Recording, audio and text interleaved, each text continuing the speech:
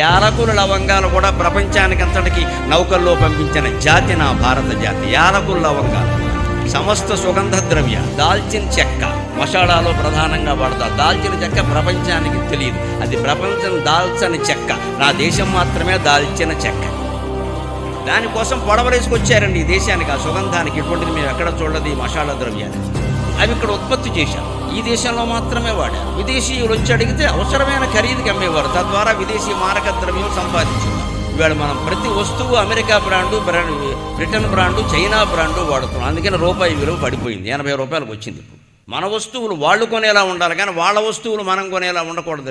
ఇక్కడ విశాలత్వ భావన పనికిరాదు. ప్రపంచమంతా ఒకే గ్రామం అనేది పెద్ద బూటకం. బలహీనపు దేశాలని నాశనం చేయడానికి బలవంతమైన దేశాలు సృష్టించిన సిద్ధాంతం ఇది. గ్లోబల్ విలేజ్ అని. ప్రపంచం ఒక విలేజ్ కాకూడదండి ఎప్పుడు కూడా. ప్రతి విలేజ్ కూడా ఒక ప్రపంచంలా ఉండాలి, కానీ ప్రపంచం ఒక విలేజ్ అయిపోకూడదు.